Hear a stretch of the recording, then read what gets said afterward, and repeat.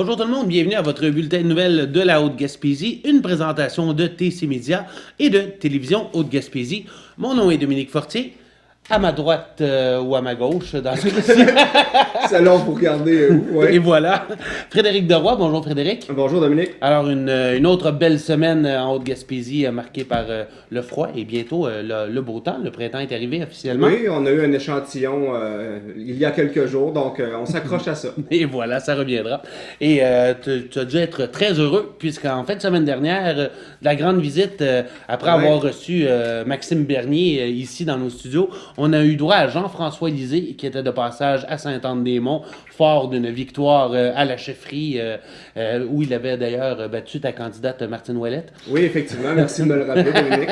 Alors, M. Lisée était de retour justement pour un forum citoyen où on a pu échanger un petit peu avec M. Lisée sur ses visions. Aussi, les gens ont pu parler de leurs préoccupations, que ce soit au niveau de la démographie, du support aux entreprises, l'innovation, un peu tout. Plusieurs sujets ont été abordés. Je te demanderais tes impressions. Qu'est-ce que tu retires de cette rencontre-là de M. Lisée avec les citoyens? Ben, premièrement, un chef de parti qui se donne la peine de faire une vraie tournée dans la région, arrêter à plusieurs endroits et ça, déjà, j'apprécie. Comme tu mentionnais tantôt, c'était pas mon choix à la chefferie du Parti québécois, mais je constate quand même que M. Lisée me rejoint sur plusieurs choses. Dans les commentaires qu'il y a eu avec les gens dans la salle, on a passé un peu sur beaucoup de choses. Dont la question sensible un peu, on est revenu avec le fameux vote ethnique et je vais t'avouer qu'on a senti plus ou moins un malaise dans la salle parce que le débat peut jamais vraiment se faire, mais en même temps, on se rend compte qu'il y a une certaine ligne de pensée qui s'accroche et qui n'est pas nécessairement la réalité. Monsieur Lisée a eu une très bonne réponse là-dessus, donc il fallait être là. Mais donc, M. Lisée qui ne remet pas le blâme, dans le fond, sur les communautés qui viennent s'installer au Québec. Donc, ça a fait du bien un peu qu'un chef... c'était assez clair comme réponse. Donc, ce que j'aimais de M. Lisée en fin de semaine, c'est qu'on s'est éloigné un peu des cassettes.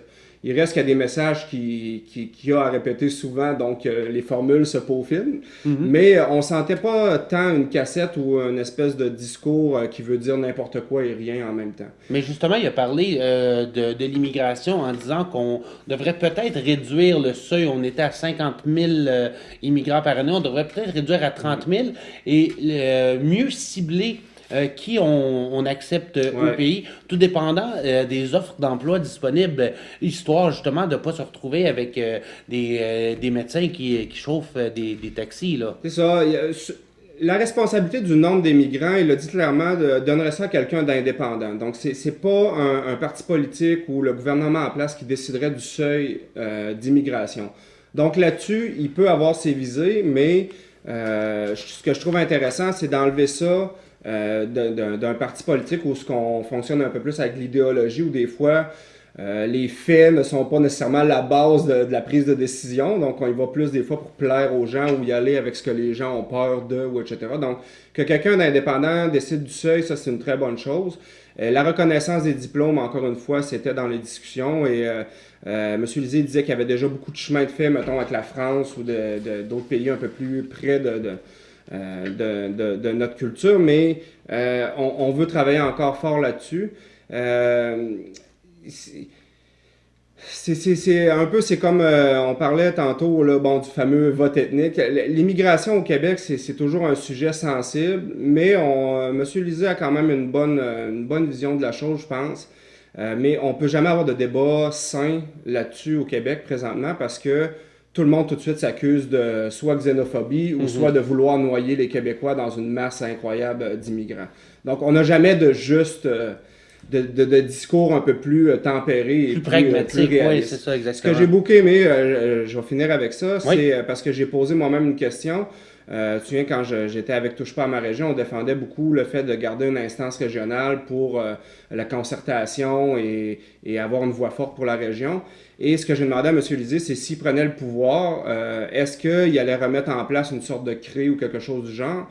Et ce qu'il m'a répondu, c'est que dans le fond, chaque région déciderait un peu de son modèle de concertation régionale et que le rôle du gouvernement serait d'acheminer des fonds et ce regroupement de personnes X que la région aurait décidé de fonctionner avec, là, serait responsable des fonds. Donc, on n'impose pas une structure aux régions, on dit choisissez comment vous voulez fonctionner et nous, on vous donnera des fonds. D'accord. Donc ça, là-dessus, j'ai trouvé ça très intéressant. On sent qu'il y a une volonté de redonner un peu de pouvoir aux régions. Donc là-dessus, on se rejoint beaucoup. Donc c'était pour un samedi après-midi d'aller écouter un politicien, fallait se botter le derrière pour y aller, mais un coup sur place, je dois avouer que j'ai été quand même satisfait des réponses de M. Lisée. Et il y avait même des plus jeunes dans la salle. Et oui, mon fils qui a voulu venir, alors les gens pensaient que j'étais un tortionnaire d'enfants, d'apporter un enfant d'11 ans écouter un politicien. Mais il voulait venir, alors et rester jusqu'au bout sans chigner. Donc peut-être de la relève de mon côté, on verra. Alors on salue Alexis à la maison. Et rapidement, en 150 mots au moins pour terminer, est-ce que Jean-François Lisée est le chef que le PQ avait besoin pour reprendre le pouvoir en 2018? Si je me fie à ce que c'est la base du PQ présentement, les membres et jusqu'à quel point il est rentré fort aussi, ce genre de truc. Moi, je pense que le PQ s'est donné le chef qu'il voulait avoir. Est-ce que certains militants comme moi, plus peut-être indépendantistes clairs, c'est mon chef, bof, correct. Mais si je compare à M. Couillard ou à M. Legault, M. Lisée est un très bon chef par rapport aux autres. Alors, il risquerait de bien moi, je pense qu'il va bien se défendre. Se défendre en débat aussi, oui. Ça va être intéressant. En débat, ça devrait être très intéressant. Alors, d'autres genres d'élections avaient lieu la semaine dernière. Au niveau des syndicats, on parlait beaucoup de maraudage dans les dernières semaines. C'était le vote syndical. Grand changement à l'hôpital de Sainte-Anne-des-Monts. La CSN ne représente plus la catégorie des techniciens et des professionnels de la santé. C'est plutôt l'APTS qui a remporté le vote. L'APTS qui, on se rappellera, a fait ses choux gras avec le projet Optilab. On les voyait partout dans les médias. Était très, très présent. Ça l'a sûrement, en quelque part, aidé à ce qu'il convainque une forte proportion des syndiqués à changer d'allégeance. Et même chose au niveau de la SIEQ, la SIIIEQ, soit le syndicat des infirmiers, infirmières, inhalothérapeutes de l'Est du Québec, qui ont damé le pion à la FIC, la Fédération interprofessionnelle de la santé. Donc, 2 changements d'allégeance à l'hôpital de Sainte-Anne-des-Monts. On voit ici à l'écran justement la présidente à gauche, Mme Barrios, celle avec les lunettes et les cheveux châtains. Et l'autre, il s'agit de Mme Guylaine Michel, la porte-parole de l'APTS. Avec les cheveux châtains et les lunettes. Et voilà, tu as tout compris, bon. Avec un petit chandail noir. Mais si tu me permets rapidement, dans le fond... Les syndicats ont été forcés un peu à aller en maraudage. C'est quoi un maraudage? C'est un peu une campagne électorale parce que maintenant, on a unifié toute la Gaspésie avec le CI3S et le gouvernement voulait avoir un seul syndicat par groupe d'employés, là, je ne sais pas trop comment le dire. Donc, c'est pas les syndicats qui ont voulu aller rechercher des imposés. Et on savait que ça allait provoquer des frictions. Là. Et c'est un peu triste parce que, comme en politique, c'est un peu triste, mais en même temps, quand on travaille pour un syndicat, il faut s'en attendre. C'est un peu des emplois, c'est des sièges éjectables, un peu comme en politique. Voilà. Donc, certaines personnes que l'on connaît dans la région ont perdu leur emploi. Donc, c'est vraiment triste de ce côté-là. Mais les syndicats ont été forcés d'aller vers le maraudage. Donc, j'ai hâte de voir la transition de tout ça, mais c'est sûr que certaines personnes ont perdu leur emploi, alors on peut pas se réjouir. Non, effectivement, c'est très douloureux pour certains d'entre eux. Ouais. On poursuit avec une autre nouvelle peut-être un petit peu plus joyeuse. Une enveloppe de 266 929 $ a été octroyée. C'est assez précis. Très précis aux commissions scolaires de la région. Donc, ça touche ici 5 commissions scolaires, soit Chic-Choc, René Lévesque, Eastern Shores et des îles de la Madeleine. Alors, on parle ici d'une enveloppe pour aider les petites cohortes à débuter. Alors, on voit ici le ministre des Finances, Bill Morneau. C'est moi qui ai sauté une nouvelle, j'en suis désolé. Ah, OK. On y reviendra. Alors, on parlait des commissions scolaires. Au fond, c'est des petites cohortes qui ne pouvaient pas débuter faute d'étudiants minimum. Donc, on peut s'imaginer, mettons en plomberie chauffage, comme on voit ici, on n'avait que 5 étudiants ou 6 étudiants. On décidait de ne pas partir la cohorte ou bien d'y injecter un montant forfaitaire, histoire de pouvoir la débuter. Maintenant, on a plus d'argent pour débuter plus de petites cohortes qui n'atteindraient pas le nombre minimum d'étudiants requis. Alors, c'est une bonne nouvelle. On revient rapidement sur le budget. Alors, pas grand-chose à dire à ce niveau-là. Pour la région ici, on parle un petit peu d'argent pour les ports et les quais, mais comme me le rappelait notre préfet de la Haute-Gaspésie, il n'y a pas eu... on a déjà eu les investissements à Saint-Anne-des-Monts, à Tourelle. Mont-Louis, il y a déjà des travaux qui sont en cours. Alors... pour ce qui est d'une grande annonce pour les régions, ça demeure quand même prudent comme budget. Alors, c'est ce qu'on peut en dire. Pour l'instant, les gens peuvent aller voir les mesures particulières. Ceux qui boivent et qui fument verront quelques points de pourcentage augmenter sur leur facture. Mais on parlait, par exemple, pour une bouteille de vin, c'est 1 sou le litre. Donc, il n'y aura pas de grande différence. On se déplace à l'hôpital de Sainte-Anne-des-Monts, encore une fois, cette fois-ci pour parler de stationnement. On a décidé d'harmoniser les tarifs de stationnement dans l'ensemble des établissements de santé de la Gaspésie. Résultat, en Haute-Gaspésie, on se rend compte qu'on payait trop cher. Alors maintenant... pour un tarif quotidien, ça passe de 5 à 4 la passe hebdomadaire qui était à 17,50 est maintenant à 12 mensuel, 45 on descend à 35 et la passe annuelle qui était d'une rondelette somme de 350 baisse à 260 Alors, belle nouvelle pour les utilisateurs du stationnement de l'hôpital. C'est plutôt rare qu'on entend parler d'une diminution de tarifs dans les dernières années, donc c'est une très belle nouvelle. Une très belle nouvelle surtout pour les employés, parce que les employés ont à payer leur stationnement. Donc, c'est ceux qui pensaient que travailler à l'hôpital voulait dire se stationner gratuitement, c'est pas vrai. Ce n'était pas le cas. Tout le monde paye, alors eux, c'est annuel. Donc, je suis bien content pour les employés de l'hôpital de pouvoir avoir une diminution de tarifs là-dessus. Et dans la baie des Chaleurs aussi, ça représente une diminution. Il n'y a que Côte-de-Gaspé qui, visiblement, n'avait pas revisité ses tarifs depuis fort longtemps. Eux ont droit à une hausse. Et on rappellera aussi, en terminant, que les tarifs de stationnement servent à payer l'entretien des stationnements. Le pavage, le déneigement, etc., etc. On va parler de quelqu'un que tu connais bien, David Auclair, ébéniste émérite de Sainte-Anne-des-Monts, propriétaire de Rabot-des-Bois. Maintenant, a fait l'acquisition de Déco-Surface qui est baptisé Intérieur D. C'était l'inauguration de ces nouveaux locaux. Alors, une très bonne nouvelle pour l'économie locale. David Yann qui nous expliquait qu'il voulait reprendre le flambeau d'une entreprise justement qui risquait la fermeture. Alors, il a pu nous présenter l'intérieur complètement revampé, très éclairé, très illuminé, avec son équipe qu'on voit ici, Claudine, Emmanuel et Jeanne d'Arc. Alors, une bonne nouvelle pour la région. Certainement. Dans le fond, ce que j'aime un peu là-dedans, c'est qu'on est déménagé en même temps en 2006. Et David avait déjà l'idée d'ouvrir son atelier, mais 10 ans, presque 11 ans plus tard, l'atelier a bien fonctionné. Et là, présentement, avec Claudine, ramasse la fontaine du décor pour devenir Intérieur D. Donc, en une dizaine d'années, tout le chemin parcouru par David, c'est assez impressionnant, mais c'est aussi, ça prouve que les entrepreneurs qui n'ont pas les deux pieds dans la même bottine peuvent construire ou poursuivre des choses ici en région.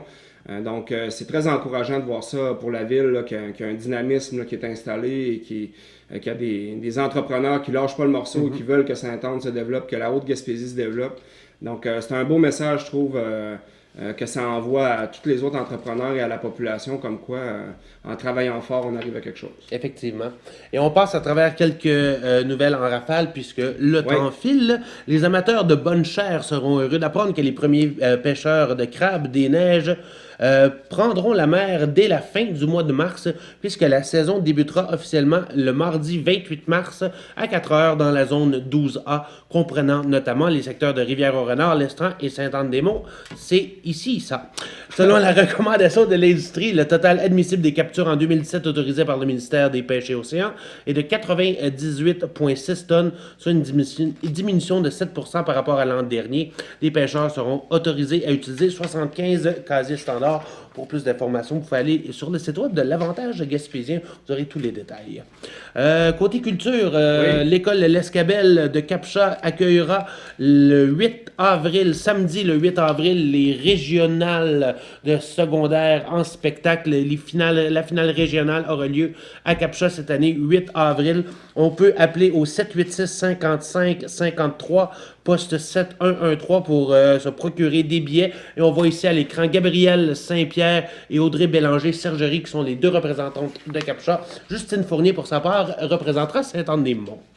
Une vingtaine de photos prises par des citoyens ayant pour but d'illustrer la réalité du paysage gaspésien seront exposées aux bibliothèques de Gaspé et de Marsouilles. On voit ici une jolie photo prise par Paul-André Beaulieu. On peut voir plein de ces photos-là sur le site monpaysage.ca. C'est pour alimenter une discussion autour de la réalité du paysage, que ce soit des coups de cœur ou des images un peu plus tristes. On veut alimenter la discussion autour de l'importance des paysages.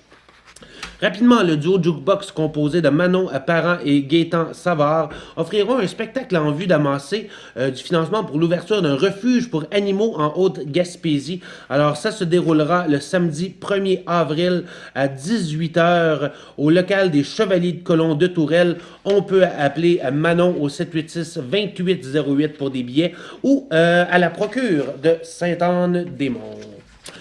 Et finalement, dans les sports, les Rafales de Sainte-Anne-des-Monts ont terminé leur série éliminatoire avec de belles performances, n'ont pas pu se rendre en finale, mais ont quand même offert des très beaux matchs, dont leur premier affrontement contre Témiscouata, qui s'est soldé par la marque de 6-1.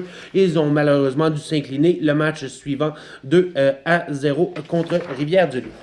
Par contre, l'Avalanche, l'équipe Bantam A de la Haute-Gaspésie, a été couronnée grande championne de la saison 2016-2017 en remportant les séries éliminatoires qui se déroulaient à Saint-Cyprien. Alors, le match s'est terminé 3-1 en faveur de l'Avalanche qui a remporté les séries. Et on termine avec du soccer. L'équipe féminine cadette de soccer, l'Arsenal Gabrielle Courtois, a terminé sa saison sur une note parfaite en remportant le championnat régional dans la division 3. Félicitations à toutes les filles de l'école Gabrielle Lecourtois. Et du côté masculin, l'Arsenal cadet a connu une saison du tonnerre et un championnat provincial exceptionnel qui leur ont permis d'affronter des équipes aussi puissantes que Georges Vanier de Montréal. Ils n'ont pas remporté ce tournoi-là, mais ça promet énormément pour les années à venir. Ils étaient entraînés par Guillaume Gasse et d'autres performances notables, dont la médaille de bronze qui a été acquise au championnat régional par la formation Benjamin 1. Alors, mon cher Frédéric, on prend une courte pause et on revient avec notre invité de la semaine. Certainement. Je m'appelle Zachary, je suis amputé à la jambe gauche. Ça, c'est ici, c'est fait pourquoi? Ça, c'est de la fibre de carbone. J'étais super content d'avoir ma nouvelle prothèse. En plus, avec un pied spécial. Ma nouvelle prothèse, elle tourne mieux, puis ça va beaucoup mieux. Là, je me dis, ouais, je suis capable. J'aime déjà jouer au hockey, puis j'aime jouer avec mes amis, fait que les deux ensemble, c'est super amusant. L'association des aptitudes, ça m'aide beaucoup. Ça, c'est ma jambe quand j'avais 3 ans, 4 ans.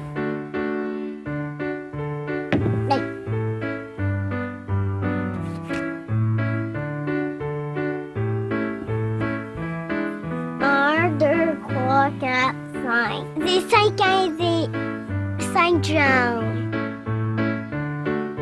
C'est ma jambe de ski. Ok, fait que ça, c'est la musique.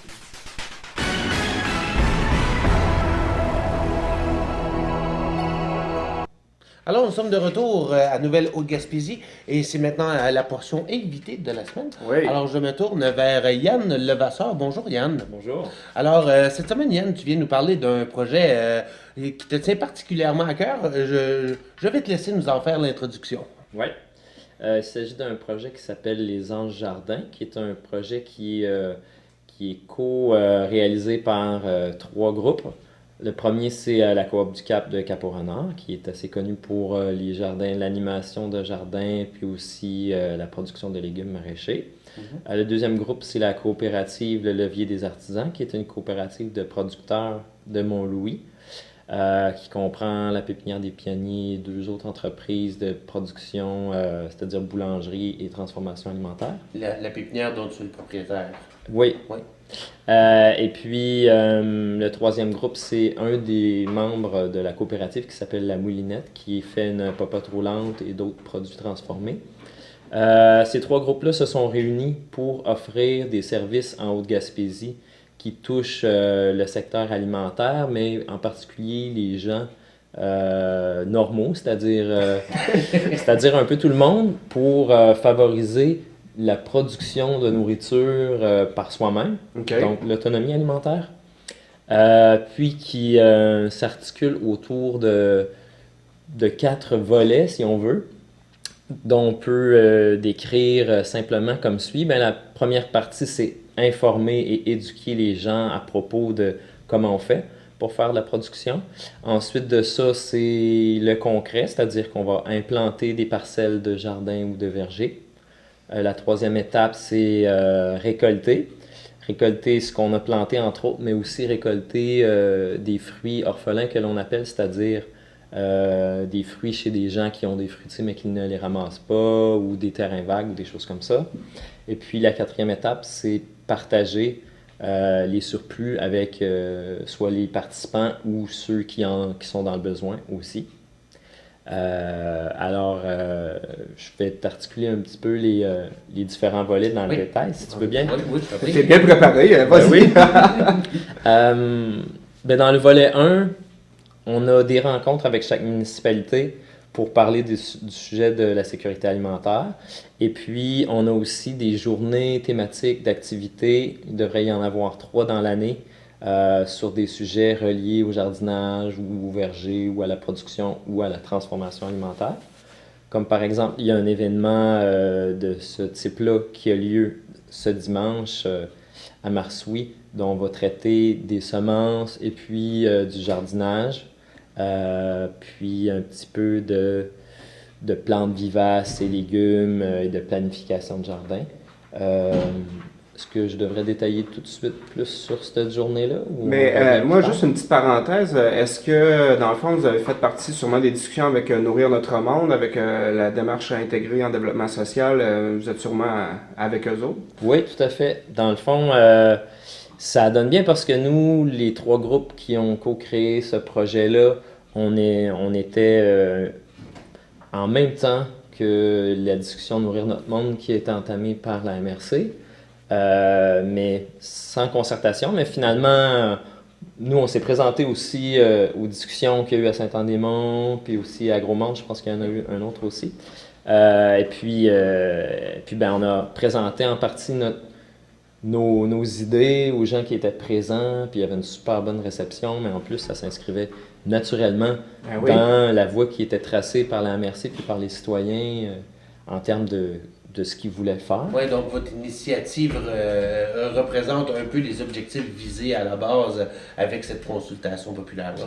Oui, c'est ça qui est bien, c'est que tout de suite, en parallèle avec les discussions, on commençait déjà à mettre en place des actions concrètes. Ça facilite un peu au moins les communications puis comment installer ça sur le terrain. Dans le fond, vous savez que la MRC est de votre bord, dans le fond. Parfaitement. C'est excellent. C'est ça. Puis justement, d'ailleurs, des groupes autant de l'Est de la MRC que justement ici à Cap-au-Renard. Alors j'imagine qu'on peut mieux concerter les actions là, au niveau des jardins communautaires et des actions qui sont entreprises. Donc j'imagine que c'est beaucoup plus facile lorsqu'on a plusieurs acteurs qui travaillent ensemble. Exactement. Puis là, avec Nourrir Notre Monde, tout le monde on se parle souvent, donc on peut travailler ensemble, les gens sont au courant de ce qui se passe, parce que c'est un peu ça la difficulté aussi quand on fait des trucs comme ça, les gens sont pas au courant. Ouais. Du coup, je profite de la tribune pour ce premier événement-là qui a lieu à Marsoui ce dimanche, le 26 mars, de 10h à 16h.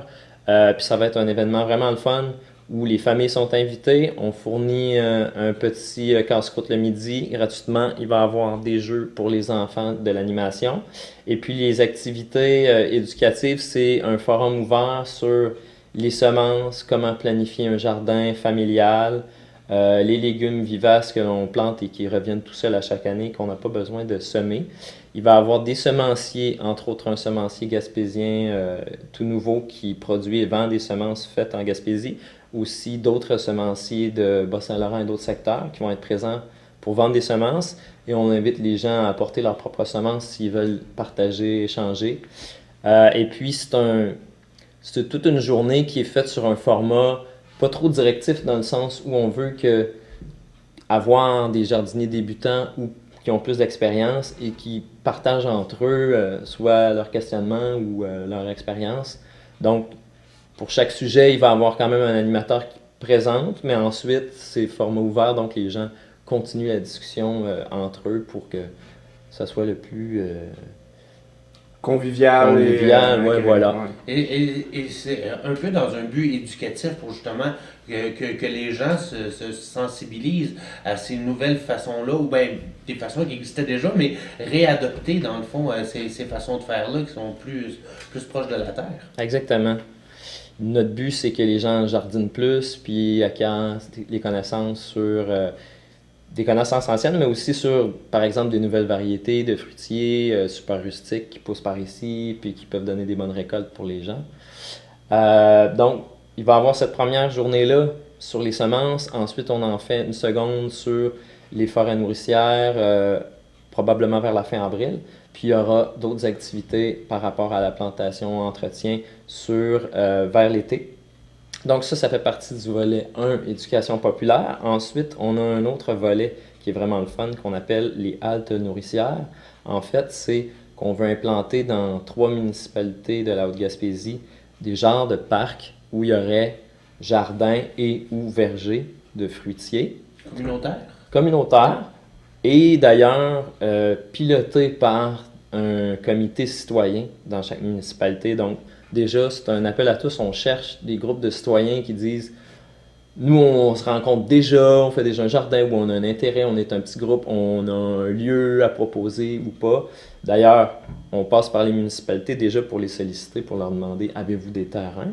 Avez-vous de l'intérêt? » Parce que ça se fait en concertation avec un groupe citoyen qui veut jardiner ou planter des fruitiers, et la municipalité qui soit fournit un terrain ou la logistique pour créer un lieu qui vive dans le temps aussi. À Cap-Chat, il n'y en avait pas un qui avait été inauguré il y a quelques années, je crois, un jardin communautaire. Oui, un jardin communautaire. Ça serait un peu à cette image-là? Ça serait un peu à cette image-là, à la différence que nous, on n'a pas le contrat de l'animer sur le long terme, il faut que ça devienne... autonome. Oui, exactement. Donc, l'idée, c'est fournir aux gens déjà le matériel de plantation, la préparation de terrain, tout ça. Ensuite, on conçoit avec le comité citoyen la halte, on fait la plantation avec eux et ensuite, on les aide dans le but qu'ils soient autonomes avec ce lieu-là et qu'ils gèrent eux-mêmes, ils le fassent vivre puis qu'ils en récoltent les fruits aussi.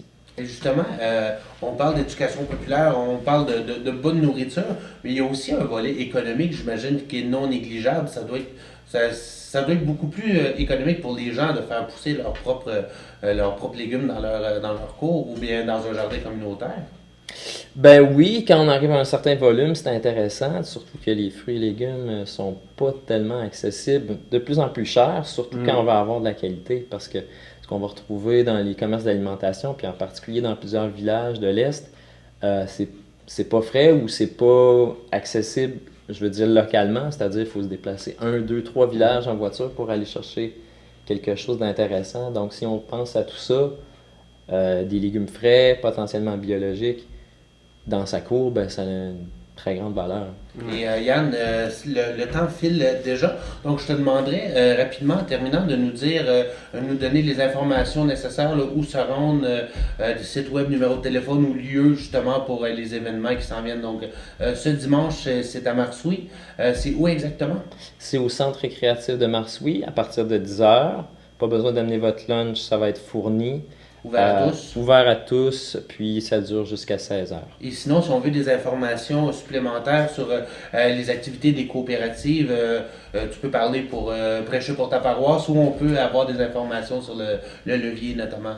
Déjà, pour les Anges Jardins, il y a une page Facebook qui présente les actions dont je vous ai parlé tantôt, en particulier la journée de dimanche. Oui. Ensuite de ça, la coopérative Le Levier des artisans a aussi sa page Facebook et son site internet sur lequel sont présentées toutes nos activités. Et même chose pour la Coop du Cap, vous allez nous trouver facilement sur le web. D'accord. Alors, c'est un rendez-vous ce dimanche à Marsoui. Merci à Yann Levasseur d'avoir été avec nous. C'était bien apprécié. Alors, je te demanderai de rester avec nous. Il nous reste quelques instants pour vous rappeler que c'est en ce moment dans le temps des impôts. Alors, le Centre d'action bénévole offre des services pour les impôts. Il suffit de les contacter. Et sur ce, on vous souhaite une bonne semaine et on se dit à la semaine prochaine.